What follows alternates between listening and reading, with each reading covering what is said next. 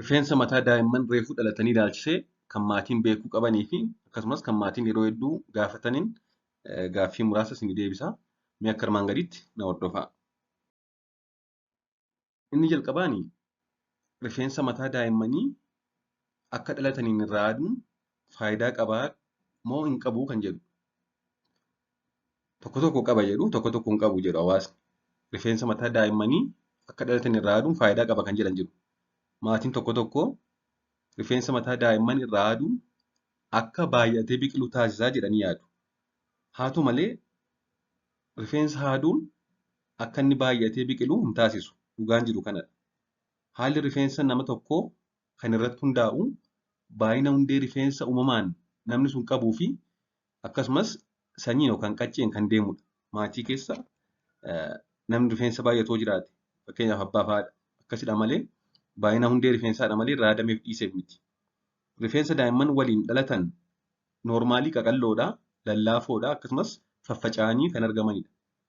Kun ammoo yeroo rifeensi duraan ture haaraan bakka bu'u jijjiiramaa kan deemudha. Rifeensa dhalootaan jiru irraa haaduun kan jalaan dhufaa jiru sun ariitiin akka bakka bu'u taasisa waan ta'eef jijjiiramuu baay'inaa halluu fi jabina rifeensaa kan booda ofuma isaa suuta jedhee dhufu xiqqoo ariifachiisa malee jijjiirama fiduu qabu. Kanaaf egaa rifeensa ijoollummaan akka isaan dhalatan irraa aduun jijjiirama fiduu qaba jechuudha. Tokko tokko immoo daa'imman akka dhalatanii rifeensa mataa isaanii irraa aduun miidhaa qabaa jedhanii kan yaadan immoo jiru.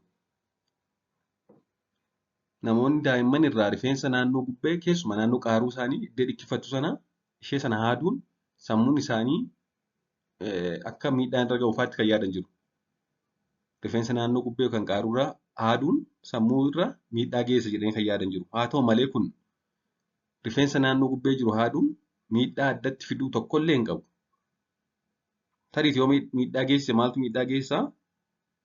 Tarii kan daa'ima miidhuu yeroo daa'ima kana mataa irraa haadnu yoo milaacii fa'aa yookaan wanta baay'ee sharpii ta'e fayyadamne ta'e yeroo mataa irraa haadnu kana yoo tarii isaan moccorre malee miidhaan biraa tokkollee hin jiru. Kanaaf daa'immaniif yeroo barbaannetti rifeensa irraa haaduunis ta'e dhiisuun miidhaas faayidaas hin qabu jechuudha.